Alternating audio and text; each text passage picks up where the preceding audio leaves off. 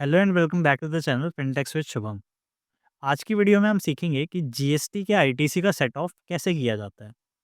जैसा कि आप सबको पता होगा कि जब हम सेल करते हैं तो हमें आउटपुट टैक्स पे करना पड़ता है, लेकिन जब हम परचेज करते हैं तो उस पे हमें आईटीसी मिलता है।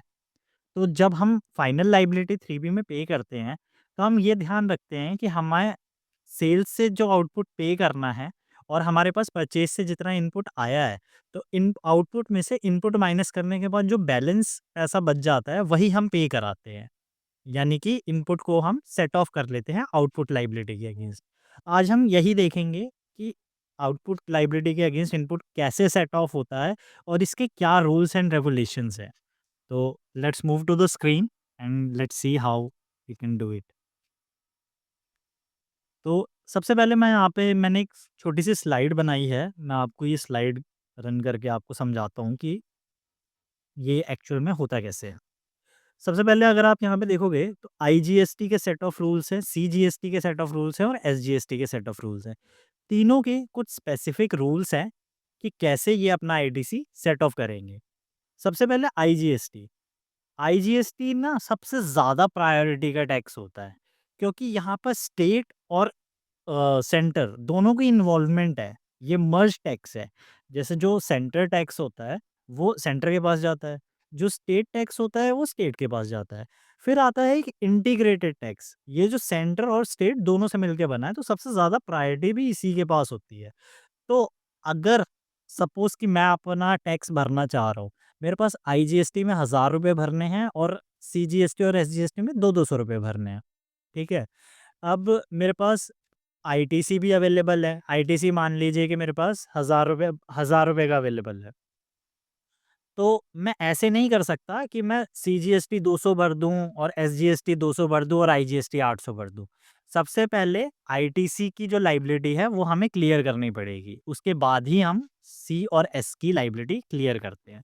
मैं इसका एक एग्ज़ाम्पल दूँगा, अभी सुन के शायद आपको समझ ना आ रहा हो, लेकिन मैं एक एग्ज़ाम्पल दूँगा, उससे बहुत क्लियर हो जाएगा। तो let's wait for the example. अभी पहले हम एक बार ये स्लाइड देख लेते हैं। सबसे पहले है आईजीएसटी। देखो, आईजीएसटी की लायबिलिटी सबसे पहले पे होनी चाहिए, ठीक है? और आईजीएसटी किसी को भी पैसा दे सकता है। आईजीएसटी अपने आप को भी पैसा दे सकता है, ऑब्वियसली। सीजीएसटी को भी पैसा दे सकता है और एसजीएसटी को भी पैसा दे सकता है। लेकिन सीजीएसटी और एसजीएसटी के केस में ऐसा नहीं है। सीजीएसटी अपने आप को सबसे फर्स्ट प्रायोरिटी देता है, पैसा दे सकता है, फिर आईजीएसटी को पैसा दे सकता है, बट वो सी एसजीएसटी को पैसा नहीं दे सकता। सेम एसजीएसटी अपने आप को पैसा दे सकता है और आईजीएसटी को पैसा दे सकता है, बट वो सीजीएसटी को पैसा नहीं दे सकता। बेसिकली सीजीएसटी और एसजीएसटी आपस में क्रॉस सेट ऑफ नहीं कर सकते, ठीक है? तो इसका सिंपल सा रूल है कि आईजीएसटी सबको पैसा दे सकता है, सीजीएसटी एसजीएसटी को छोड़ के बाकी अपने आप और आईजीएसटी में पैसा दे सकता है, और सेम विद एसजीएसटी, वो भी सीजीएसटी को छोड़ के बाकी दोनों में पैसा दे सकता है, ठीक है? अब ये पैसे देने का मतलब क्या है, ये हम उस शीट की हेल्प से समझेंगे। अब मैंडेटरी ऑर्डर ऑफ यूटिलाइजेशन क्या होता है कि आईजीएसटी का क्रेडिट सबसे पहले फुल्ली एग्जॉस्ट हो जाना चाहिए, यानी कि ज़ीरो बैलेंस पे पहुंच जाना चाहिए, उसके बाद सीजीएसटी और उसके बाद लास्ट में एसजीएसटी। यही ऑर्डर से हम चलते हैं। सबसे पहले आईजीएसटी की लायबिलिटी पे करनी है, उसके बाद सीजीएसटी की और सबसे लास्ट में एसजीएसटी की। अब इसमें की पॉइंट क्या है? जो अभी हमने पढ़ा, इसमें सबसे की पॉइंट ये है कि आईजीएसटी सबसे ज़्यादा फ्लेक्सिबल है, क्योंकि वो किसी को भी पैसा दे सकता है। क्रॉस यूटिलाइजेशन का रिस्ट्रिक्शन है, सीजीएसटी और एसजीएसटी आपस में क्रॉस यूटिलाइजेशन नहीं कर सकते। आईजीएसटी को प्रायोरिटी मिलती है, ठीक है? और अब क्या होता है कि जब आप 3B को फाइल करने के लिए जाते हैं, तो वहाँ पे सारा कैलकुलेशन ऑटोमैटिक होता है। कई बार सही होता है, कई बार आप इसको अपने हिसाब से चेंज भी कर सकते हैं, वरना सिस्टम अपने हिसाब से एक कैलकुलेशन करके देता है, डिफ़ॉल्ट कैलकुलेशन, जिसके अंदर वो आउटपुट जो लायबिलिटी आपकी होती है, उसमें से इनपुट को ऑटोमैटिकली सेट ऑफ कर देता है, आपको करने की ज़रूरत नहीं पड़ती। बट ज़्यादातर केसेस में ये सेट ऑफ अगर आप खुद करें तो बेटर है, कि आपको ज़्यादा आइडिया मिलेगा कि आप अपना क्रेडिट कैसे यूटिलाइज़ कर रहे हैं। लास्ट में है नो कैश पेमेंट। आईटीसी का बैलेंस फुल्ली यूटिलाइज़ कर लो, उसके बाद ही कैश पेमेंट पे आओ।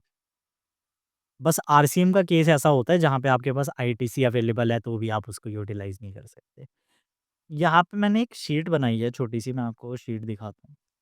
ये मैंने यहाँ पे आप अपनी ये शीट मैं आपको डिस्क्रिप्शन बॉक्स में दे दूँगा। यहाँ पे आप इसको देख के अपने हिसाब से एडिट कर सकते हो, जो भी चीज़ आपको करनी है। यहाँ पे आप कंपनी का अपना नाम डाल सकते हो, जिसके लिए भी आप काम कर रहे हो। यहाँ पे शीट मैं आपको समझा देता हूँ क्या है। ओपनिंग आईटीसी अवेलेबल, तो ओपनिंग आईटीसी अवेलेबल क्या है? सपोज़ कि मैंने इस महीने जो सेल करी, तो मेरी जो आउटपुट टैक्स लायबिलिटी बनी वो 500 सीजीएसटी, 500 एसजीएसटी की बनी। और जो मेरा इनपुट क्रेडिट आया, वो सपोज़ कि 2000 आईजीएसटी का आ गया। तो जब मैंने आईजीएसटी से सीजीएसटी और एसजीएसटी को सेट ऑफ कर दिया, उसके बाद भी मेरा पोर्टल पे बैलेंस बच जाएगा। उस बैलेंस का क्या होगा? जब मैं नेक्स्ट मंथ अपनी रिटर्न फाइल करूँगा, तो मैं वो बैलेंस को यूज़ कर सकता हूँ, यूटिलाइज़ कर सकता हूँ। चलो, अब जो हमने सीखा है, उसको एक एग्ज़ाम्पल के थ्रू समझते हैं।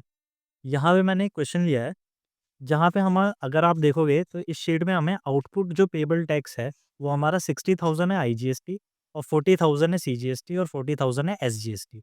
टोटल हमें 1,40,000 रुपए की लायबिलिटी पे करानी है। तो यहाँ पे ये आपका ओपनिंग आईटीसी प्लस में इस महीने की टू बी एडिशन से जो आपका आईटीसी ऐड हुआ, ये टोटल करके ये हमारा जो टोटल एडिशन हुआ है आईटीसी का, वो 1,80,000 रुपए का आईटीसी है, जो अभी हमारे पास अवेलेबल है। और हमें जो टैक्स पे कराना है टोटल वो 1,40,000 रुपए का है। अब हम इसका सेट ऑफ कैसे कर सकते हैं और हमें ये कैसे पता चलेगा कि हमें कितना कैश पे करना है? इसके लिए सबसे पहले हम देखते हैं आईजीएसटी में हमें 60,000 रुपए पे कराने हैं। तो हमारे पास बैलेंस कितना है? बैलेंस हमारे पास 1,00,000 रुपए का बैलेंस है। तो हम इसमें से 60,000 रुपए ईज़िली पे कर सकते हैं। तो हमने यहाँ पे 60,000 रुपए लिख दिया। तो अब हमारे पास आईजीएसटी में 40,000 रुपए का बैलेंस बच गया। अब प्रायोरिटी के अकॉर्डिंग आईजीएसटी का बैलेंस हम सबसे पहले यूज़ करेंगे। तो हम सबसे पहले आईजीएसटी के बैलेंस को ज़ीरो करेंगे, उसके बाद हम सीजीएसटी और एसजीएसटी के बैलेंस पे आएँगे। तो इसके लिए हम क्या करेंगे कि सबसे पहले 40,000 रुपए की लायबिलिटी को सेट ऑफ करेंगे, जो कि आईजीएसटी के बैलेंस से बची हुई। तो यहाँ पे हम 40,000 रुपए यहाँ पे लिख देते हैं। जैसे हमने 40,000 रुपए लिखा, आईजीएसटी का जो बैलेंस था वो ज़ीरो हो गया। अब एसजीएसटी में हमारे पास बैलेंस भी 40,000 रुपए का ही बचा हुआ है, तो हम 40,000 रुपए पूरा यूटिलाइज़ कर सकते हैं। अब यहाँ पे आईजीएसटी में हमें कुछ भी पे नहीं करना, हमारी लायबिलिटी खत्म हो चुकी है आईजीएसटी की, क्योंकि हमें 40,000 रुपए ही पे करना था और हम 40,000 रुपए आईजीएसटी से पे कर चुके हैं और एसजीएसटी की भी लायबिलिटी खत्म हो चुकी है। तो अब नेट में जो हमारे पास बचा है वो पोर्टल पे 40,000 रुपए का बैलेंस बचा है, जिसको मैं नेक्स्ट मंथ यूज़ कर सकता हूँ। नेक्स्ट मंथ क्या होगा, जब मैं यहाँ पे ओपनिंग आईटीसी अवेलेबल पे जाऊँगा, तो यहाँ पे आईजीएसटी 0, सीजीएसटी 40,000 और एसजीएसटी 0, ये मेरी नई फिगर्स होगी। सेम फिर मैं जो 2B से एडिशन होगा उसको ऐड करूँगा। मेरा टोटल आईटीसी अवेलेबल बैलेंस बनेगा। जो भी आउटपुट होगा उसको मैं सेट ऑफ करूँगा और नेट में ये पता लगाऊँगा कि मेरे को कितना कैश में पे करना है। कुछ नहीं करना, बस आपको रूल याद रखने हैं कि कौन आपस में क्रॉस सेट ऑफ नहीं कर सकता और कौन किसको पैसा दे सकता है। बस इतना याद रख लोगे, आपको नेट कैश कितना पे करना है, आपको वो पता चल जाएगा। कई बार क्या होता है कि जो सीए फर्म में होते हैं, वहाँ पे आपके क्लाइंट्स आपको फ़ोन करके पूछते हैं कि मुझे कितना बैलेंस पे करना है। या फिर आप कहीं पे किसी छोटी कंपनी में काम कर रहे हो, तो वहाँ पे आपसे ओनर पूछ लेते हैं कि मेरे को इस महीने कितना टैक्स पे करना है, वो मेरे को बताओ। तो ये इस शीट की हेल्प से आप वो काम ईज़िली कर पाओगे। तो thank you for watching this video और ये शीट का लिंक मैंने डिस्क्रिप्शन में दे दिया है, आप वहाँ पे जाके चेक कर सकते हो। Keep subscribing. मैं 1000 सब्सक्राइबर्स के काफ़ी पास हूँ, तो if we can hit that before my birthday which is 9th of March, that would be awesome. So keep subscribing. Thank you for watching.